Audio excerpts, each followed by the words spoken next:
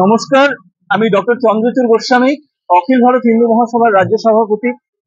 আপনারা সবাই জানেন যে বিগত 27 আগস্ট যে বিক্ষোভ কর্মসূচি ছিল নবান্ন ঘেরাও অভিযান, তো তাতে বিভিন্ন মানুষ, একাধিক মানুষ আক্রান্ত হয়েছেন। একদিকে যেমন যারা বিক্ষোভকারী তারাও আক্রান্ত হয়েছেন, আবার আমাদের ঘরের মানুষ, বহু পুলিশ কর্মী তারাও আক্রান্ত হয়েছেন। তো আজকে আমরা আমাদের সদস্য সমর্থক এবং আমাদের সহযোদ্ধাদের নিয়ে আমরা কালীঘাট মন্দিরে উপবাস থেকে আমরা পুজো করেছি। বিক্ষোভকারী এবং আমাদের ঘরের যে পুলিশ বন্ধু যারা রয়েছেন তারা প্রত্যেকেই যাতে ভালো থাকেন, সুস্থ হয়ে ওঠেন। কারণ আমরা দেখেছি যখন আন্দোলন চলছিল তখন বলরাম ঘোষ, সম্ভবত একজন বয়োজ্যেষ্ঠ ব্যক্তি, যখন সবাই চলে গিয়েছে তখন তিনি দৃঢ়তার সাথে সেই জল কামানের সামনে দাঁড়িয়ে থেকে আন্দোলনে তিনি ছিলেন। তো এইরকম যে সমস্ত সংগঠনের কর্মী যারা নীরবে কাজ করেন তারা যে কোনো সংগঠনের সম্পদ, তো সেই মানুষগুলোকে আমরা কুর্নিশ জানাই। অথচ সেই আন্দোলনেই কিছু দুর্বৃত্তের মতো মানুষ আচরণ করলেন। আমাদেরই ঘরের মানুষ দেবাশিস চক্রবর্তী সার্জেন্ট, পাথরের ঘায়ে যেভাবে তার চোখ আক্রান্ত হয়েছে, এটা আমাদের কাছে অত্যন্ত লজ্জার, অত্যন্ত দুর্ভাগ্যজনক। আমরা দেবাশিস বাবুর চোখ সম্পূর্ণভাবে ঠিক হয়ে যাক এই প্রার্থনাই করছি দেবী মা কালীর কাছে, ভগবানের কাছে, আমাদের পলিটিক্যাল পার্টির পক্ষ থেকে।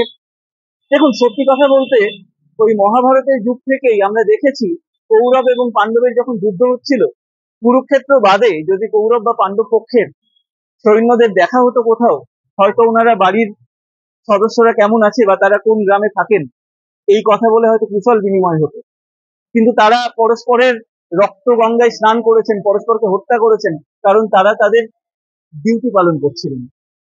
দেখুন, কৌরব পক্ষের সমস্ত সেনাবাহিনীর সদস্য তারা কিন্তু দ্রৌপদীকে অপমান করেননি।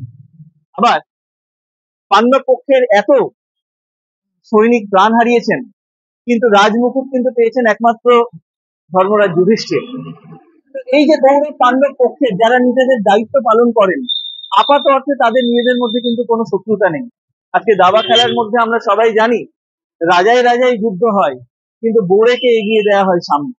এবং অদ্ভুত ব্যাপার, যে বোড়েকে সামনে এগিয়ে দেওয়া হয় তার পিছিয়ে আসার কোনো চালও থাকে না।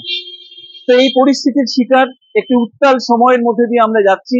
আমি হাত জোর করে আপনাদের প্রত্যেকের কাছে রিকোয়েস্ট করব, মাথা ঠান্ডা রেখে, গণতন্ত্রের প্রতি আস্থা রেখে, আবারও বলছি, যারা বিক্ষোভকারী গণতান্ত্রিক ভাবে তারা আন্দোলন করছিলেন, যারা আক্রান্ত হয়েছেন তারা সুস্থ হয়ে উঠুন, ভগবানের কাছে প্রার্থনা করি। আবার আমাদের ঘরের সন্তান, দেখুন এই যে দেবাশিস চক্রবর্তীর মতো মানুষ, তিনিও আমাদের কারোর ঘরের বাবা, কারোর কাকা, কারোর ভাই, কারোর সন্তান। তো আমাদের প্রত্যেককে, কারণ দেখুন, কারোর অঙ্গহানি হয়ে গেলে, কারোর চোখ চলে গেলে, কারোর প্রাণ চলে গেলে আমরা কিন্তু সেটা ফিরিয়ে দিতে পারবো না। আবারও বলছি, আমাদের সবাইকে মাথা ঠান্ডা রাখতে হবে, সবাই সুস্থ হয়ে উঠুন।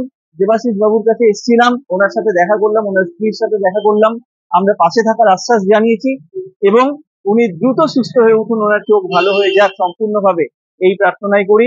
জয় হিন্দ, জয় ভারত।